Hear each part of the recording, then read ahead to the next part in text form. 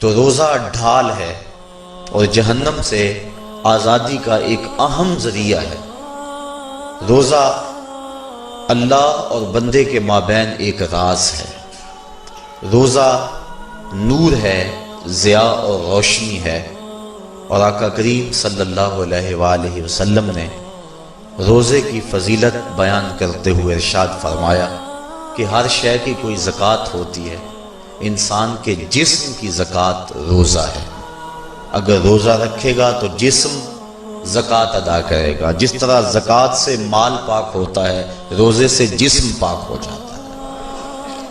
اور روزہ ویسے بھی انسان کے لیے شفا کا پیام ہے۔ فرمایا کہ سحری کھایا کرو، کیونکہ سحری کے کھانے کے اندر بھی اللہ نے برکت رکھی ہے۔ تو یہ ماہ سیام اپنے دامن میں برکتیں لے کر، رحمتیں لے کر نازل ہوتا ہے۔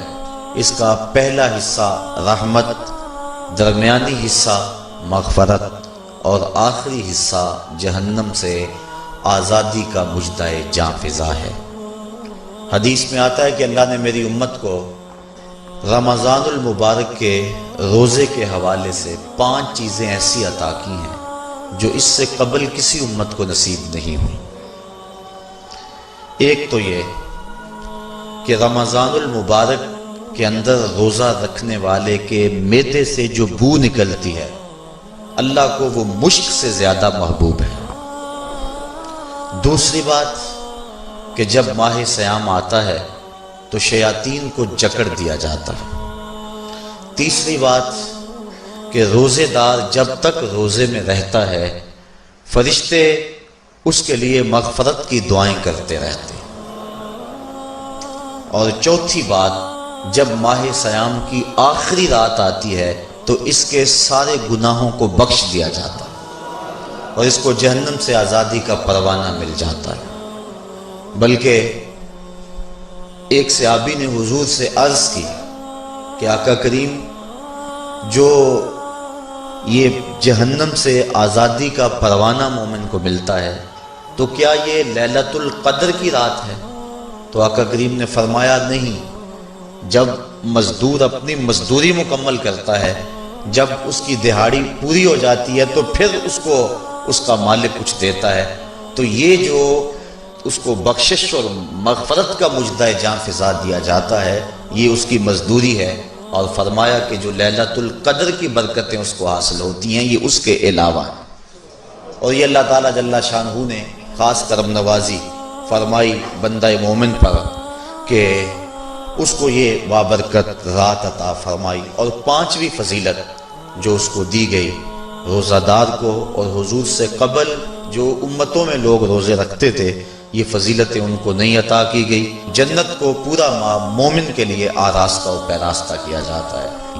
حضرت ابو ہریرہ رضی اللہ تعالی عنہ سے ایک روایت مروی ہے جس کو امام بخاری اور امام مسلم نے روایت کیا کہ آقا کریم علیہ السلام نے ارشاد فرمایا، قال اللہ عز وجل، اللہ جل شانہ ارشاد فرماتا ہے، کل عمل ابن آدم لہو، ابن آدم کا ہر عمل اسی کے لیے ہے، الا الصوم فإنہ لی، ہاں مگر روزہ ہے جو وہ میرے لیے رکھتا ہے، وأنا أجزی بہ، اور اس کی جزا میں اسے دوں گا، والصیام جنۃ، اور سیام روزہ ڈھال ہے، فإذا کان یوم صوم احدکم فلا یرفث ولا یصخب، فإن صابہ احد او قاتلہ فلیقل انی صائم انی صائم، والذی نفس محمد بیدہ لخلوف فم الصائم اطیب عند اللہ من ریح المسک، للصائم فرحتان یفرحہما اذا افطر فرح بفطرہ واذا لقی ربہ فرح بصومہ۔ تو فرمایا کہ جب کوئی شخص روزہ رکھتا ہے تو اس کا یہ عمل اللہ کے لیے ہے اور اللہ تعالیٰ اس کی جزا دے گا۔ روزہ ڈھال ہے، جب کوئی شخص روزہ رکھے تو وہ اس کے اندر کوئی اللہ کی نافرمانی نہ کرے، یہاں تک کہ اگر اس کو کوئی شخص گالی بھی دے تو وہ یہ کہے کہ میرا روزہ ہے، میں صائم ہوں، میں نے روزہ رکھا ہوا ہے، یہ کہہ کہ لڑنے والے کو، الجھنے والے کو ٹال دے۔ حضور نے ارشاد فرمایا مجھے قسم ہے اس رب کی جس کے قبضے میں محمد کی جان ہے کہ روزہ دار کے معدے سے جو بو نکلتی ہے اللہ کو وہ مسک یعنی کستوری کی خوشبو سے زیادہ محبوب ہے۔ اور روزہ دار کے لیے دو خوشیاں ہیں، ایک خوشی اس کو اس وقت ملتی ہے جب وہ روزہ افطار کرتا ہے، اور دوسری خوشی اس کو اس وقت ملتی ہے جب اس روزے کے صلے میں اسے اپنے رب کا دیدار نصیب ہوگا۔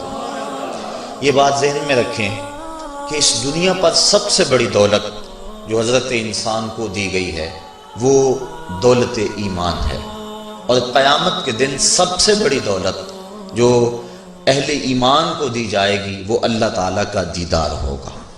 جنت کے حور و قصور، جنت کے محلات، جنت کی اعلی نصب نعمتیں، دنیا کی کوئی دولت اور دنیا کی کوئی نعمت جنت کی کسی نعمت کا مقابلہ نہیں کر سکتی، لیکن جنت والے جنت میں جا کر جس نعمت کو سب سے بڑا سمجھیں گے، اور وہ ہوگی بھی حقیقت میں سب سے بڑی نعمت، ایسی نعمت کہ اس نعمت کے ملنے پہ باقی ساری نعمتوں کو بھول جائیں گے، وہ یہ ہے کہ رب اپنے رخ کرم سے پردہ ہٹا دے گا اور ان کو اپنا دیدار عطا فرما دے گا۔